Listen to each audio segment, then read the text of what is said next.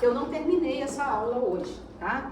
Porque é importante para mim. Então, se eu conseguir terminar com vocês, aí é uma, né, fica uma distinção de um grupo do outro, para deixar que eu estou tomando conta disso. Comparo uma... Professor, só a parte da semana passada, então, parou mesmo onde você... Foi cocaína quando ela parou. né, da questão da... E é interessante... abaixo do pé do... Então, deixa eu só Rafael, puxar aqui um pouquinho. você tem slide? Você Tem slide? Já que eu vou... Manda no grupo pra mim, por favor. Aqui... O slide. Obrigada. Não entendi assim que você falou. Deixa eu fechar ali a urgência. Porque também é um atendimento de urgência, tá? Então, entra, né, nessa questão, a gente vai entrar daqui a pouco. E como já vou dividir mesmo a aula, dá para abrir a aula organizada de outra forma. Fechou? E nós vamos ver esse conteúdo de aula.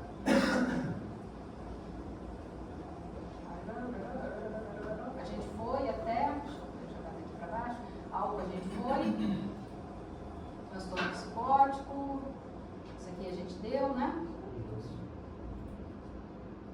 Síndrome de Korsakoff, os opioides foram, né?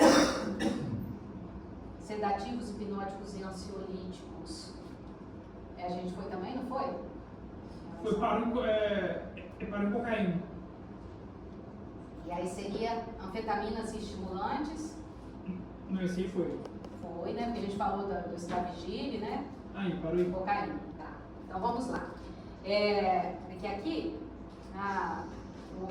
vou cair mais rápido em cima deles, porque eu já fui, em 2 aulas eu fui falando várias vezes dessas situações, tá? Mas aí agora a gente faz uma linearidade aqui, vamos puxar, tá?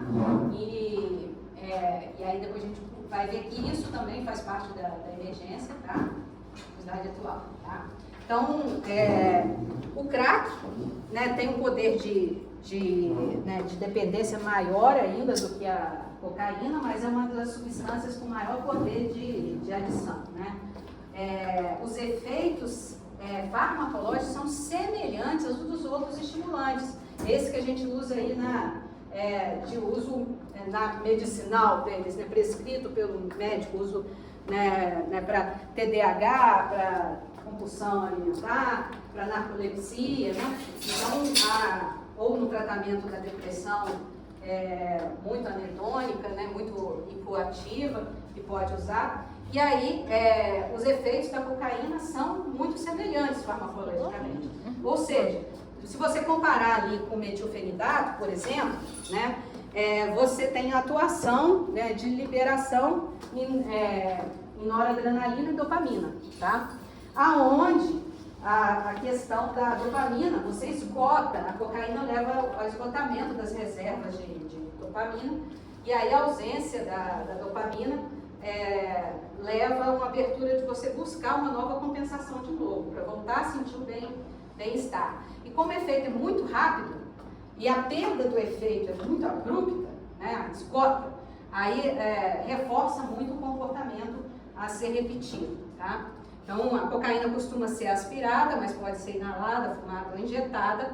O crack fumado possui início de ação rápido e altamente viciante. Geralmente, quando você vê o usuário de crack, ele está muito consumido. Ele perde os laços sociais, né, muito emagrecido, né, aquela situação de sair mesmo de casa, do ambiente, né, e se coordenar ali. E aí, a cocaína, né, inalação, eu falei do black, né, com vocês, falei? O black, né, o tipo, né, a apresentação, né, tem a intranasal, que seria a cocaína refinada, a endovenosa, né, que é refinada diluída em água, tá? E a inalatória, pasta de coca, o crack ou o oxi, tá? Então, isso daí, a gente vê que o pico de ação, né, de ação em minutos, né, então, já vê que o tempo para a cocaína intranasal fazer o pico de ação é o dobro, né? Ainda é muito rápido, tá? É o dobro.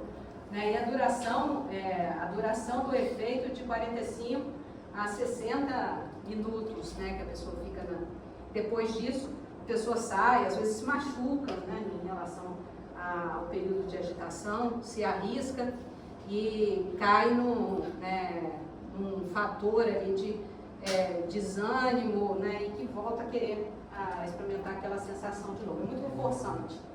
É consumida em momentos de compulsão que pode durar vários dias. Geralmente a pessoa, né, quando fala da recaída, né, fala que quando ela volta, ela chuta o pau da barraca mesmo. Ela usa vários dias consecutivos, se isola mesmo, para a vida para usar, tá? A sensibilização gera euforia mais intensa, tá? A sensação eufórica pode ser uma coisa de risco, né? Fazer aquilo que está fora do seu padrão de segurança, então você expõe a risco, né? E você não se sente, né? Não sente lesado, né? Não sente que está sendo lesado. O uso intravenoso gera risco também das doenças que podem ser transmitidas, né? Por via intravenosa, principalmente, né, com a questão da compartilhamento, né, de seringas, né, septicemia e trombose venosa, tá? Então, quando eu falo que essas complicações a gente tem que entender, é entender o que é. O paciente está chegando com intoxicação de cocaína, o que eu espero dele na urgência, o que eu posso ter de complicação, tá? Então, nos Estados Unidos, 10% já experimentou cocaína, na taxa de abuso ou dependência, 2%, semelhante ao Brasil, tá? Idade média para experimentar de 18 a 25 anos e a proporção de homens para mulheres de 2 para 1. De fato, no álcool está ficando, eu acho que 1 para 1, né? Mas a cocaína ainda tem uma prevalência maior no uso dos homens, tá bom? E aí vem a questão do crack, consumir muito a pessoa, né, ela ficar irreconhecível. Lógico que aqui, né, é uma simulação, né, do que seria, mas dá para ter uma ideia, né, assim, né, quando a gente simula o efeito em pessoas que você conhece, né, assim, são reconhecidas por vocês, a gente ter uma ideia do consumo, né, a questão de precariedade dos cuidados dentários, higiene, todo tipo de cuidado abandonado, tá? Crack, usuários com mais de 30 anos, geralmente o crack é precedido por cocaína, tá? Começa a buscar uma forma de satisfação. Lembra que um dos critérios para dependência pode ser a tolerância, né? Então, você precisar de doses maiores e tudo. O crack acaba sendo mais barato. Se você vai perdendo emprego, tem muita gente muito bem empregada, dona de empresa, que usa cocaína, mas quando você vê, né, o padrão da sociedade ali de nós meros mortais, né, a tendência é que até o uso, né, o acesso do preço determina isso. Se eu perco, né, a chance de um emprego, eu posso, né, precisar de uma droga mais barata. Então, às vezes, a questão existe muita dependência com Vivance, a lisdexanfetamina, tá? Mas só que ele é caro, tá? Então, você vê que tem mais gente usando metilfenidato, tá? Então, porque em comparação é o custo. Então, pensa nisso, que o crack é uma forma mais impura também, tá? E tem a questão do consumo, né, para a população que mantém o uso dele quando está na rua. Então, assim, tem esse consumo. Estudo longitudinal de 17,6 dos usuários do crack morreram, né? Então, a taxa de 24,9 por 1.000 habitantes, comparado em média São Paulo, 3,3. Causa de morte mais observada: homicídio e AIDS. Tá? Então, o estudo acompanhou 131 usuários, um quarto se contaminaram com HIV. Então, a associação de crack e criminalidade é forte, tá? E relaciona também com a morte por homicídio. Então, um padrão bem de desajuste mesmo, né? De precariedade com os cuidados, tá? Tratamento. Tanto de intoxicação como de dependência, a gente faz o sintomático. E lembra que quando faz associação da cocaína com álcool, a gente tem o cocaetileno, 17 vezes mais tóxico. Então, vai aumentar todos os efeitos, né, de um e do outro. Tá? Então, 17 vezes mais tóxico. Maior chance de complicação. E é comum, tá? Os usuários associarem as duas coisas. Porque fala que o álcool abranda um pouco o efeito da cocaína e a cocaína tira aquela letargia do álcool, entende? Então eles tendem a fazer um equilíbrio misturando as duas situações, né? Assim, nos nossos dados, a maconha seria a primeira droga ilícita entre os principais drogas ilícitas entre os jovens. A gente está falando das ilícitas, tá? Vamos falar uma coisa que é a questão do tipo das questões médicas. Alguém já ouviu falar de um caso de overdose de maconha? Não. A questão de segurança da planta existe, tá? Poucas vezes você faz um atendimento em emergência com paciente em paranoia, numa intoxicação, tá? Às vezes nem vai para emergência por conta de não ter um mal-estar a ponto de ir para lá, né? O paciente paranoide não vai sozinho, né? E aí a questão é que o que acaba que a gente vê mais são os casos em que vira a chave já para uma esquizofrenia, para o surto psicótico, né, e para a esquizofrenia. Aí, comparação, a dipirona também vem de uma planta. A planta da dipirona é muito mais tóxica do que a do cannabis, tá? Então, isso daí é um dado, tá? Então, acréscimo de substâncias, a questão de causa, sim, dependência, tá? Causa dependência. Acréscimo de substâncias, geralmente, quando fala da porta de entrada, mas, na verdade, quando a pessoa tem uma tendência à dependência, ela começa com mas aí acha uma outra alternativa e acha outra, ela tem uma tendência a somar, né, coisas. Quando eu falo que o tabaco e o álcool somam, reforçam o comportamento. Tem gente que só fuma quando bebe ou bebe quando acende um cigarro. Não dá para abordar as duas dependências sem considerar isso. Então, ela pode ser fumada ou ingerida. Tem uma imagem de benignidade e de medicação natural. Deixa eu colocar uma coisa, no Brasil é ilícito, tá? Mas, por exemplo, onde não é ilícito, pode ser prescrita a planta, por segurança, porque a gente viu que tem um padrão de segurança com a maconha. Israel tem muitas indicações e também não é só o óleo, né, de extração, tá? É aquela coisa, já tem evidência suficiente de que não faz mal, então eu vou usar para outras condições, entende? Mas aí eu não estou falando do uso recreativo, então a gente está falando de quais são aquelas, porque vem muito associado, eu quando falo para os pacientes, às vezes tem essa barreira, o paciente não quer fazer o uso medicinal de alguma coisa que eu estou propondo, porque tem um preconceito com a maconha, que vem de contexto junto, tá? Então, a questão é que às vezes a gente tem uma demonização e tem a banalização, tá? Tem as duas coisas, tá? Então, a questão de queda de 8 pontos no QI é uma coisa mais fácil de aferir, né? Essa pontuação, né? Em relação mesmo o uso infrequente, não precisa ser a dependência, tá?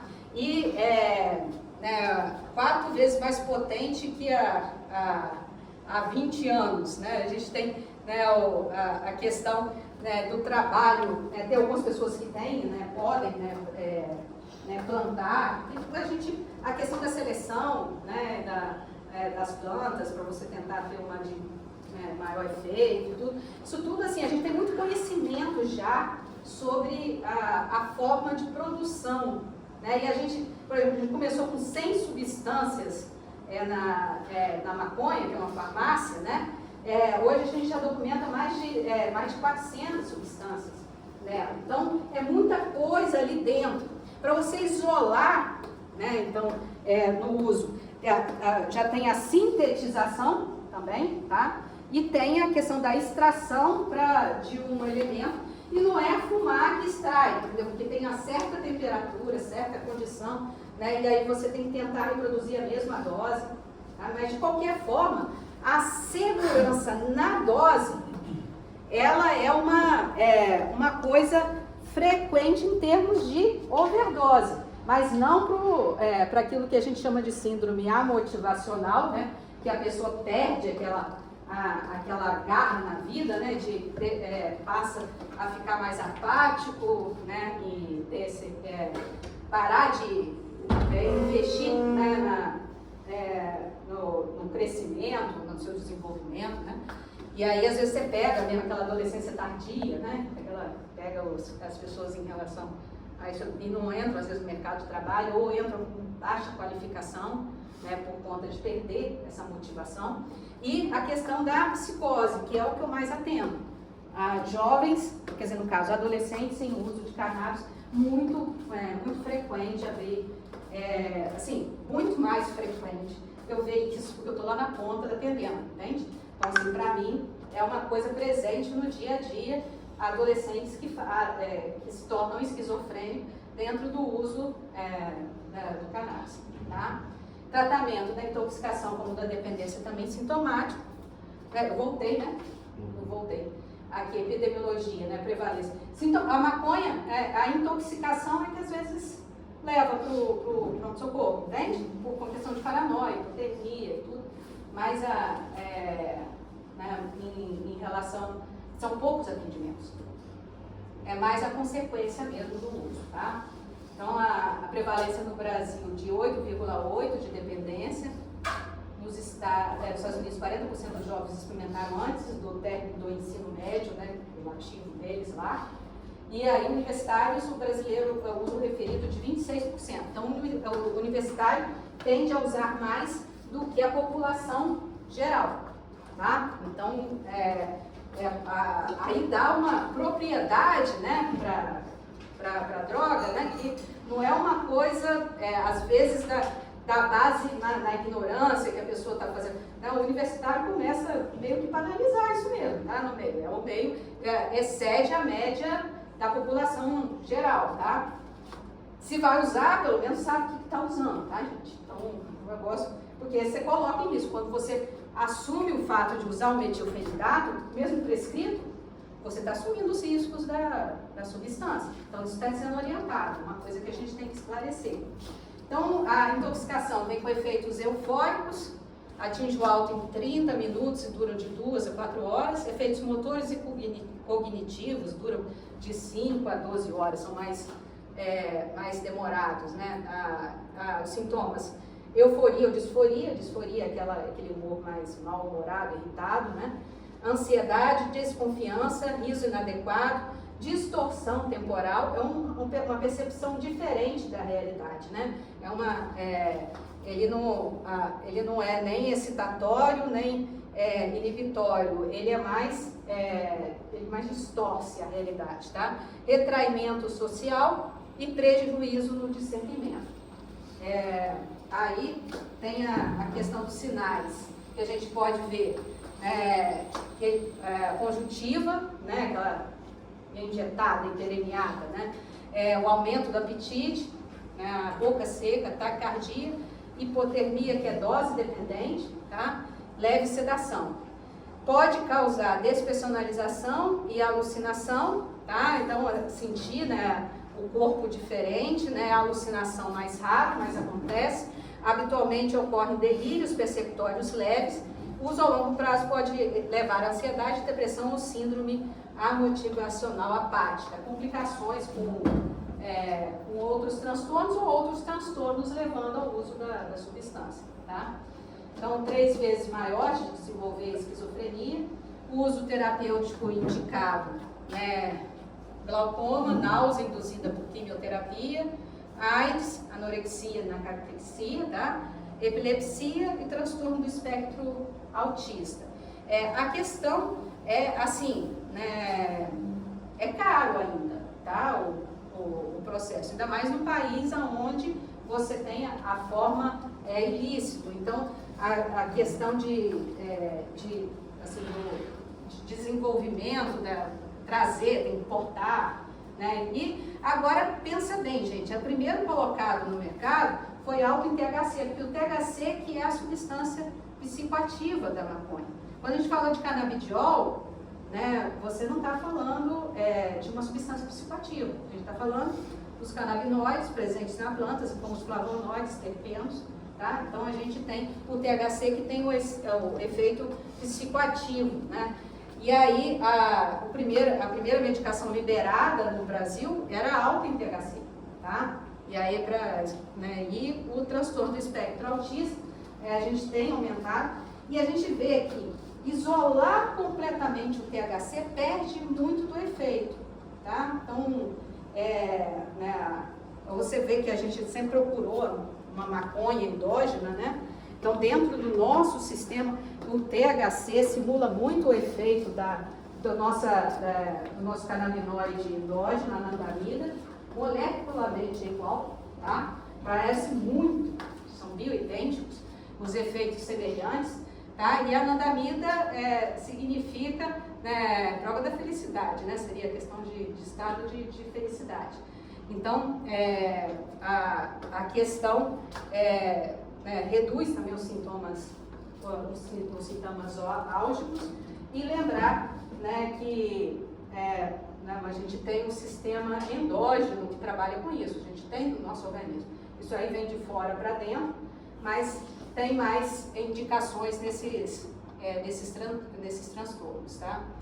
A nicotina perde apenas para o álcool em prevalência, né? Primeiro lugar em prevalência de dependência, né? Eu acho que a cafeína mais.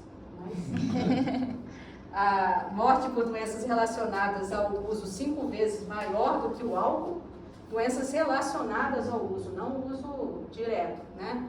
Dependência física, comportamental e psicológica, ativação de receptores nicotínicos estimula a maior liberação de dopamina. Então aqui a ação como que ela age, já que ela não age direto na dopamina, né, a maior ativação dos receptores nicotínicos, né, vai levar à liberação de dopamina. A epidemiologia, a dependência, né, desenvolve-se de forma rápida, intensamente afetada pelo condicionamento ambiental. Tinha uma época que eu vivi que era feio torcer o nariz para quem fumava. Se fumava dentro de uma sala fechada, assim. Agora a gente tem uma tolerância menor se alguém acendeu um cigarro aqui dentro, entende? E aí ninguém vai questionar se eu pedir para quem, né, fuma depois, né, alguma coisa mas já foi o contrário, tá? Então, frequentemente coexiste com outras dependências. A nicotina, a abstinência é forte, tá? Fissura, disforia, frustração, ansiedade, dificuldade de concentração, inquietação, bradicardia, aumento do apetite. E um sintoma típico que, por exemplo, você todo dia acorda, é a maior hora que você fica sem o cigarro, às vezes. Quando você acorda, você tosse, né? Tosse. E aí, o que acontece? Aquilo ali, o corpo teve tempo de regenerar um pouquinho, né, o epitélio no pulmão e começar a expulsar coisas, né? Voltar àqueles cílios, né? Eles não estão paralisados pelo fundo e eles começam a expelir. Aí você acorda com a tosse. Durante a abstinência do tabaco, você tem que orientar isso ao paciente. Vai estar pior, porque está doido para voltar, né? Senão você vai tossir mais e tudo. Então, assim, isso é sinal que o seu corpo está renascendo, entendeu? Assim, está voltando. Então, uma abstinência difícil. A maioria dos pacientes que largam o cigarro, largam durante uma internação. Ficou internado no hospital, não pôde usar, passou pelo perrengue e sai de lá e assim, né? Aí volta, né? Ou não, né? Então, assim, mas já passou o maior um maior período de tensão ali, às vezes por conta de uma doença que é relacionada ao cigarro. Né? Pois é. Sabe que é de risco, mas não conseguiu. Internou, né? Então, José Maria, né? Que é o apelido da morte, chama Beto, teu papo. Né? Aí tem uma motivação. Tratamento, né? Tem a questão da hipnose. Tem a hipnose, é uma linha terapêutica, né? No caso da nicotina, ela é bem usada, tá? A terapia de aversão, né? Em relação a criar um condicionamento aversivo, né? A nicotina, a acupuntura, spray nasal, goma de mascar e adesivos de nicotina. Os fármacos, lembrar que a bupropiona não deve ser usada em pacientes esquizofrênicos, e pacientes esquizofrênicos tem mais dependência com nicotina, porque a nicotina alivia os efeitos colaterais dos fármacos e diminui os efeitos dos sintomas dos pacientes. A clonidina, né, que é um alfa-2 pré-sináptico, pode levar à hipotensão e por isso é um antihipertensivo, mas indicado em várias condições, inclusive no TDAH em crianças. Em crianças, a gente não vê essa queda da pressão, é uma possibilidade. Vareniciclina, o Chantix. Eu nunca pude manejar isso, entende? Como isso aqui. Mas assim, o importante daqui, que às vezes está muito disponível, é a bupropiona. Então, se você está trabalhando no centro de tabagismo e o paciente tem um diagnóstico, né, você tem que comunicar, né, as comunicações. Estou fazendo um tratamento. Que tratamento é esse? Com psiquiatra. Às vezes está tratando uma depressão e está em uso da bupropiona. Né? Tá ok, tá? Vai ter um efeito, porque até a bupropiona foi primeiro descoberta pelo tratamento do tabaco. Agora, começar isso no paciente esquizofrênico, aí já não dá, seria uma contraindicação, tá? Então, passando para outra aula aqui, né, que eu acho que eu fechei, deixa eu abrir aqui de novo. Aí, em relação à abordagem na emergências psiquiátricas. Então, vamos lá. Então, o primeiro slide aqui a gente já foi, né, em relação... Qual é o papel né, por exemplo, eu tenho uma apresentação do slide, nada atual, qual o papel, às vezes, quando você tem uma urgência psiquiátrica, qual é a função do psiquiatra, né, em relação à atuação das emergências, uma urgência psiquiátrica? É triar o que é para acontecer naquela urgência ou não. Então, assim, a princípio, avaliar risco de suicídio é uma coisa que o psiquiatra pode fazer. Causa de agitação psicomotora, o psiquiatra pode fazer. Não significa que ele vai manter no dispositivo, ele vai ter um olhar de aonde é melhor atendido para aquela causa, tá? Então, mas muitos lugares não têm a urgência em psiquiatria para você recorrer, né? Ou você deveria ter a mentalidade de primeiro passar uma pessoa que está intoxicada porque bebeu álcool com benzodiazepínico, né, seja ou não uma tentativa de suicídio, você passar primeiro pela desintoxicação para depois fazer uma avaliação psiquiátrica, tá? Então, a questão é que acaba que os atendimentos das urgências psiquiátricas, também dos pronto-socorros psiquiátricos, vêm da clínica, mas depois de ter estabilizado o quadro. E quando vem direto, você fala, não é aqui, esse aqui é o momento de resistência, tá? Esse é o momento de resistência. Porque quando você fala não é aquilo, você não está dizendo que não tem problema, é que você não pode tratar daquilo ali. Nem que seja para 60 minutos e em outro lugar, vai primeiro no outro lugar. Quais são os riscos de complicação? Eu posso ter uma arritmia em intoxicação de cocaína? Posso infartar? Posso me acidentar e não relatar o acidente porque eu estava sob efeito de analgesia, né? Não estava sentindo? E eu me comporto com mais violência e com menos medo nessas situações? Então não é raro achar pessoas com hematoma, né, no couro cabeludo, depois que eles passam um período de agitação, sem relato de acidente, tá? E aí tem que ter uma comunicação eficaz, que às vezes paciente vai passar 1 ou 2 horas sob seu cuidado. Depois você pode pedir um outro tipo de recurso. Mas primeiro, qual é a causa da agitação? É abstinência ou intoxicação? Você aborda esses quadros, né, e maneja os riscos. Tem risco de... Então, eu vou ficar atento para os sinais. Dá para fazer um eletro? Né, ver se tem, né, alguma complicação em relação a... Às vezes o paciente não queixa de dor torácica, tá? Não queixa, não está sentindo dor. E aí, subitamente, você vê ele cair, tá? Então, às vezes é súbito. Não é que começou súbito, pode ser também no início súbito, pode ser porque é muito rápido, né? O efeito da droga. Mas, assim, às vezes ele já estava sentindo alguma clínica, só que ele não vai te relatar, tá? Então, assim, ele está desligado disso. Então, o comportamento suicida é uma coisa que a gente tem que avaliar, né, em termos de identificação com as urgências e emergências psiquiátricas, né, a agressividade, a agitação psicomotora, a agressividade, comportamento suicida, tudo isso daqui, pensa que intoxicação, abstinência de substância, aumenta tudo isso aqui.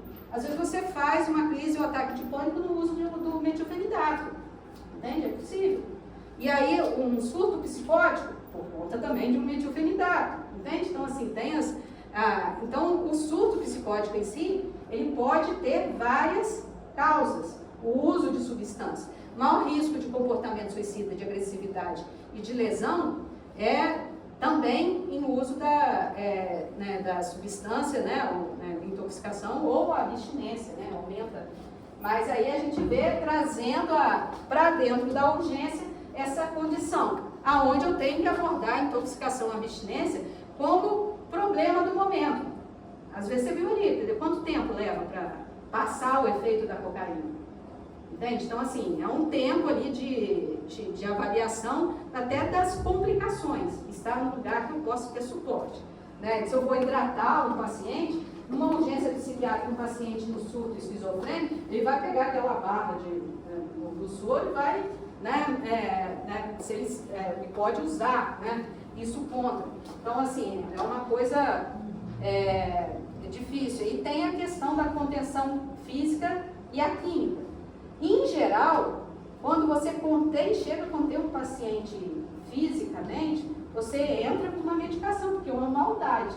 Pega você e amarra numa maca e fica a mercê de qualquer coisa que eu queira injetar em você. Entende? Assim, pensa que é uma situação, né, desconfortável. A chance, né, de você fazer uma cocaína, né, endógena, da liberação de adrenalina, aquele desespero, pode desencadear eventos graves, entende? Então, hemorragia, eu já vi hemorragia gastrointestinal, né, a questão de infartar mesmo, tá? Então, tem pacientes com asma abrem quadros graves de insuficiência respiratória nessa hora. Então, pensa bem que se você vai conter fisicamente, é até a sedação química chegar, tá? Para poder fazer isso. Mas alguns pacientes não dá para você fazer isso, senão você não avalia a causa e principalmente no traumatismo crânioencefálico, por exemplo, paciente com cocaína, pode ter vindo ali, ou cocatileno, né?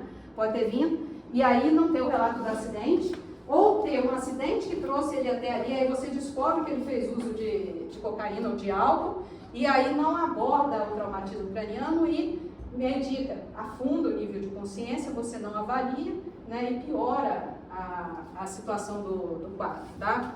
Então, seria aí, no caso, seria até a contenção física, para poder examinar, né, proceder fazer os outros procedimentos, tá? Então, essas aí são as principais coisas atendidas em urgências, né, psiquiátricas. O objetivo do atendimento seria a estabilização, né? Eu não tenho que... e o encaminhamento, até o encaminhamento. Porque eu não vou resolver, não vou fazer... você estabelece uma hipótese diagnóstica. Dá para você fazer um diagnóstico de um transtorno de pânico, né, dentro da sua evolução, e encaminhar, tá? Excluir a causa orgânica, né? A questão do que causou agitação, né? Então, a causa daquela agitação pode ser uma hipoglicemia? Pode, se estiver agitado, consome mais rápido, tá? Bom, isso é mais rápido consumido. Eu vou pegar a energia e vou gastar mais. Não significa que todo mundo que faz hipoglicemia cai e perde o sentido na mesma hora. Antes ele pode ser precedido por agitação, tá? Então é uma situação, por exemplo, tá? E às vezes o paciente teve um traumatismo e está confuso. Tem várias, ou já veio muita gente que teve um AVC em casa, começou a ficar agressivo e é levado para urgência psiquiátrica por conta da agitação. Quando eu falo não é aqui, vai rápido para outro lugar, a equipe discute meia hora no estacionamento. Meia hora com você tendo AVC. Entende? É um contra-serviço. É um contra-serviço, gente. Então, assim, eu não vou, né? Eu não tenho aparato para socorrer. Estou dizendo que é isso. Já vi, né? Já vi os sinais. E não dá para ficar parado no pátio falando que vai me processar por não atendimento, sabe? É isso que acontece, tá? Então, assim, dá tempo de eu escrever uma carta, colocar meu CRM lá, entendeu? Para poder fazer. E o paciente lá, convencer lá na ambulância. Então, gente, isso daí são desentendimentos que eu acho que é uma questão de respeito e ignorância também, tá? Então, assim, são coisas do tipo, você tem um tempo contando, um relógio contando em termos da lesão e você está discutindo negligência de atendimento. Você só falou que não vai atender isso, não falou que não tem problema, entendeu? Então, aí a questão é isso. É mais fácil excluir o AVC, depois retornar, do que, né, se não confia na avaliação, do que qualquer outra coisa. Então, um comportamento cada vez mais frequente de atendimento é o comportamento suicida. Isso manda hoje muita coisa nas urgências, né? A agitação psicomotora já foi muito em relação, comparando, já foi mais frequente, hoje eu acho que está equiparado e vem junto, né? As duas coisas. Crise de ansiedade, ataque de pânico também é muito frequente. Tá? Intoxicação e abstinência de droga, intoxicação também é muito frequente. O que cresceu muito é esse comportamento suicida, né? Que a gente vê cada vez mais e o manejo disso. Então eu tenho mais profissionais de saúde entrando no mercado de trabalho, né, no atendimento, na assistência ao paciente, e talvez sem conhecimento de como abordar esse comportamento. Às vezes levando as crenças que você traz de casa, entende? E aí não aplicando, né, o seu conhecimento médico a essas condições. No mínimo, não concordo, mas eu tenho que fazer, não é assim? Então, é essa mentalidade que tem que ser, né? Costumo falar que desde o século passado, a Organização Mundial de Saúde considera dimensões da saúde do ser humano, físico, mental, social e espiritual. Querendo eu ou não, eu tenho que estar habilitado para essas 4 dimensões. Gostando ou não, tá? Gostando ou não, tem que estar habilitado para essas 4 dimensões. Mas é diferente lá em casa. Não, pera um pouquinho. Cada pessoa merece uma avaliação individualizada. Mas o que eu estou falando, não existe ninguém aqui sem estado mental. Vocês estão prestando atenção aqui, não tem ninguém consciente, tá? Então vocês estão, todos vocês estão usando a parte física, né? A parte mental, a parte social, olha o grupo que vocês estão. E tem uma questão de espiritualidade inserida, seja como você tiver a crença, né? Mas tem um componente. A gente vê que através dos tempos, se você faz aquele trabalho arqueológico, eu amo ver, né? Amava ver aqueles filmes de Indiana Jones, né? Aquelas histórias em relação... Você vê, né? Passa naqueles cenários que são cultos, né? Que são presença da expressão da espiritualidade e da religiosidade do povo em diferentes partes do mundo com diferentes nomes, entende? E que isso é uma dimensão normalmente positiva para se adicionar ao tratamento. Em algumas culturas não tem essa conotação, né? Eu falo muito na questão, por exemplo, o exemplo, né, o kamikaze, né? O homem-bomba. O kamikaze e o homem-bomba executam coisas de honra. São atitudes nobres. O homem-bomba, ele tem um paraíso garantido, entende? Então assim, para ele, aquele suicídio não tem a conotação do cristianismo, aonde se é um ato de pecado. Então, a maioria da espiritualidade, da religiosidade, tende a transcender, a espiritualidade transcende, né? Então, assim, é aquela coisa que não tira a esperança, é acreditar para além do que se vê, tá? Em geral é isso, mas aí eu falo, pode ter uma proporção de acordo com a sua cultura e com a sua crença, tá? Os japoneses, por exemplo, tem a questão muito do ancestral. Eu envergonhei, eu sou orgulho para minha família. Se eu envergonhei, eu me mato. Não é pecado. É uma coisa que a família aceita e ele aceita porque ele não quer ser um peso. Entende? Então, assim, né, não quer ser um fracasso. Então, tem uma identificação com a cultura. Em geral, o que a gente trabalha aqui no Brasil, na maior parte das vezes, são diferentes religiões, algumas pessoas que se dizem espiritualizadas, mas não praticantes, né? Aí, mas diferentes religiões com a conotação de vida, entendeu? Amparar a vida, tá? Então, assim, dar sustento à vida, orar pela vida, rezar pela vida, invocar a vida. Várias formas de expressão que são mais protetoras do que limitantes, tá? Então, tem essa questão. E aí, é o seguinte, existe uma dualidade entre o desejo de viver, de se tratar, de melhorar, versus o desejo de morte, de alívio imediato da sua psique, né? A ausência de perspectiva de melhora. Existe um conflito. No momento que eu tenho uma intenção ou uma ideação, ou um planejamento suicida, eu estou enfrentando o meu instinto de sobrevivência. Quando a gente dá o gatilho do instinto de sobrevivência, cada um tem uma reação e ninguém pode predizer o que é capaz de fazer nesse momento para sobreviver. Nunca achei que eu fosse capaz de fazer isso e fiz. Entende? Então, naquela descarga ali, no desespero, na descarga de adrenalina e tudo, você pode cometer até violências para sobreviver. Isso a gente explora, né? Tem, artisticamente, em debates, a gente vivencia isso, né? Vendo no dia a dia. E a identificação do paciente potencialmente suicida entre as tarefas mais cruciais da psiquiatria. É um ponto aonde aquilo que você mais recebe treinamento, tá? Para poder colocar dessa forma. Você mais recebe treinamento. E é muito, muito, muito doloroso, tá? Muito doloroso quando você perde um paciente sob os seus cuidados. E, não, foi paciente da Janine, não.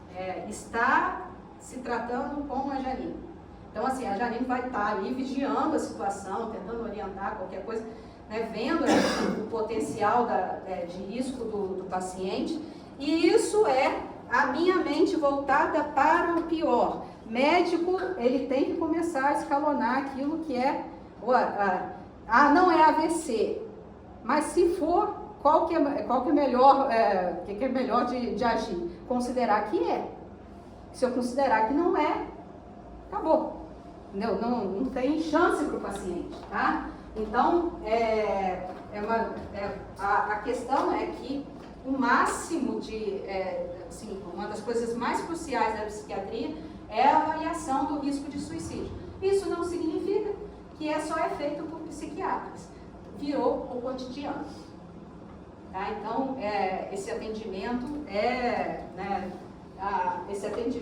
às vezes familiar, de amigo, no seu ambiente de casa, mas na sua atuação profissional é uma obrigação, né? Então, assim, já porque você vai abordar esses temas. E a falta de acesso ao tratamento é um dos motivos pelos quais o paciente se mata. Tá? Então, se ele acessar o profissional e ele não está, né, com a mente voltada para identificar o risco, ele, na verdade, você está alimentando um estudo que mostra que as pessoas que se matam, pelo menos comunicaram a intenção a profissionais de saúde em 3 diferentes momentos. Tá? Quando eles se matam, eles passam por 3 profissionais de saúde, em média, antes de se matar. Não é estudo com familiar, não é estudo com colega, é estudo com profissionais de saúde. Tá? Então, na verdade, né, houve a comunicação da intenção, né, e se abordada ou não abordada, se abordada adequadamente, ou com o máximo que você fez para abordar, ainda assim vai, porque o paciente tenta suicídio dentro da internação, e alguns cometem dentro da internação, mas aí você fez tudo. Entende? Você colocou ele na cobertura total. Ainda assim tem. Isso acontece, acontece. Agora, se você tiver descuidado, acontece mais. Tá? Então, por isso, essa coisa, se eu colocar o paciente numa enfermaria, colocar ele coloca ele no 5º andar perto da janela e não mantém vigilância. Então, deu uma via de escape aí, entende? Então tem que ter as coisas pensadas em relação a isso. Quando eu pergunto na história do paciente, e aí é a minha obrigação de perguntar, tá? Não é curiosidade, os pacientes em geral colaboram com a resposta, tá? Não é curiosidade, pode ser desconfortável perguntar, mas você não está perguntando, você está perguntando o que é necessário, tá? Quando eu pergunto, até a questão de onde ele mora é importante. Qual né? Eu penso em me jogar de um lugar. Eu falo assim, você mora em casa ou em prédio? Eu moro em casa, mas eu trabalho num prédio. Aonde que ele está? Ele já vai dando a resposta antecipada. Né? E assim, né, vão colocar, né, o acesso disso aí. E a questão, gente, que o suicídio, a tentativa de suicídio, não necessariamente está associado a algum transtorno mental, mas na maioria das vezes está. Tá? Mas existem suicídios que não têm a ver com transtorno mental. Então, por exemplo, o paciente perdeu o emprego, ele pode fazer uma tentativa de suicídio depois desse evento, mesmo não tendo depressão, tá? Pode ser um gatilho. Sim, por exemplo, um dos tipos de suicídio, né, que a gente tem que considerar, tem um prédio em São Paulo, eu esqueci o nome do prédio. Naquele dia que aquele prédio começou a pegar fogo, as pessoas não aguardaram socorro, elas começaram a se jogar no prédio. Entende? No desespero, elas se jogaram. Isso é um tipo de suicídio. Entende? Então, assim, vou morrer se eu me jogar e vou morrer se eu ficar. Tá? Então, você tem o lidar ali com desespero, dá para entender no exemplo desse prédio, entende? Então, se você na cultura japonesa, você é destituído de um cargo, é uma vergonha, né? Então, eu fico desesperado pelo motivo que for, qual é a justificativa, e acabo por cometer um suicídio bem planejado ou não, tá? Mas a tentativa, o suicídio, né, vem com uma intenção de morrer. Né? Não importa que o paciente ele usou um método que não era letal. Para ele, aquilo ia finalizar, né? Aquilo ia ser suficiente. Né? E aí, né, tem essa questão da tentativa, é um dano auto-infligido com a intenção de morrer, diferente da automutilação. Quando o paciente se corta, não porque ele quer se morrer, mas porque ele quer aliviar uma dor, fala que dá alívio, que na verdade alivia o sofrimento, né? Mas não tem uma intenção de se matar. Tá? Então, assim, a tentativa sai da intenção, da ideação para a ação, né? E usa um meio que se acredita efetivo. Aí você fala que dependendo do conhecimento, a pessoa, ou acesso aos meios, tem uma chance maior. Por exemplo, entre vocês têm um conhecimento de métodos letais. né? E se você tiver à sua altura alguns instrumentos, né, facilita ainda mais, tá? Então, a questão é que aí já não tem tanta diferença entre homem e mulher na tentativa de suicídio. Então, se eu colocar o acesso à arma, né, para homens e mulheres, vai ser igual, né? Então, assim, em relação ao conhecimento de